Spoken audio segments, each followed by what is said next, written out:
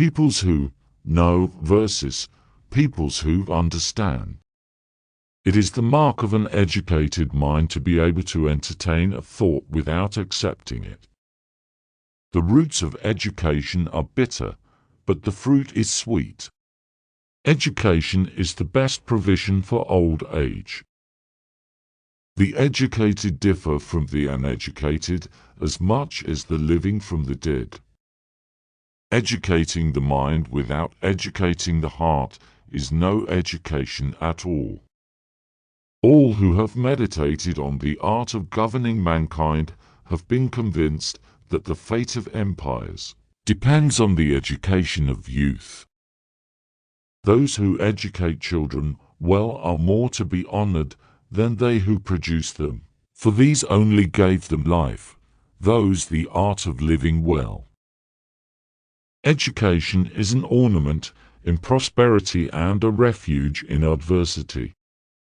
To give away money is an easy matter and in any man's power, but to decide to whom to give it and how large and when, and for what purpose and how, is neither in every man's power nor an easy matter.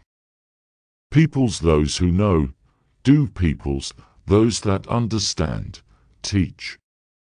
It is simplicity that makes the uneducated more effective than the educated when addressing popular audiences.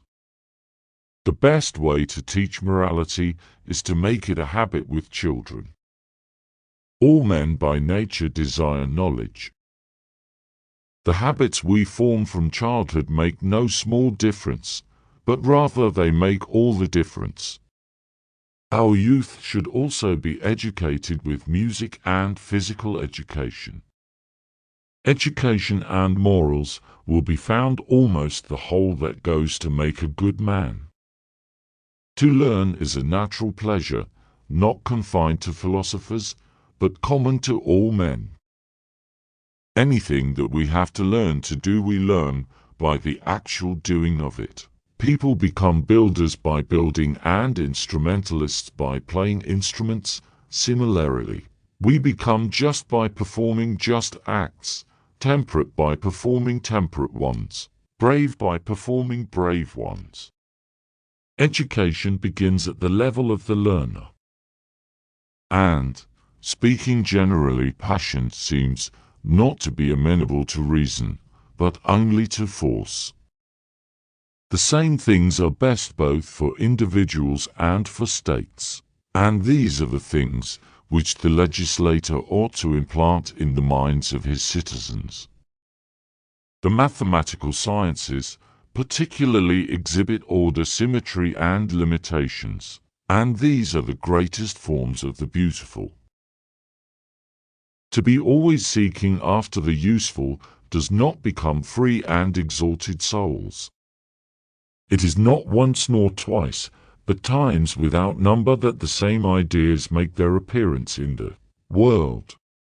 The one exclusive sign of thorough knowledge is the power of teaching.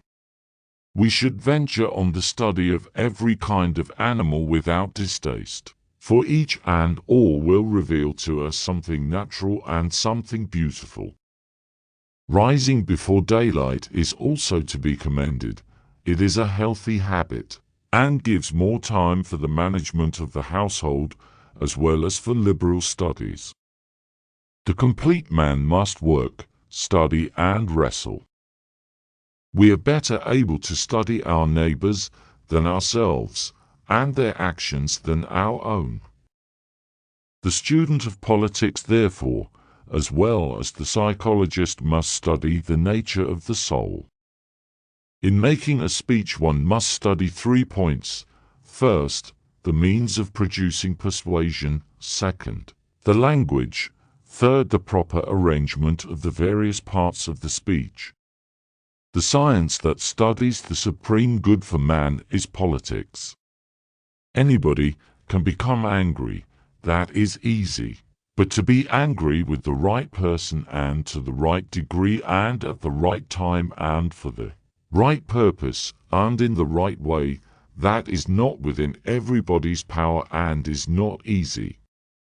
I count him braver who overcomes his desires than him who conquers his enemies. For the hardest victory is over self. Happiness is the meaning and the purpose of life, the whole aim and end of human existence. The greatest virtues are those which are most useful to other persons.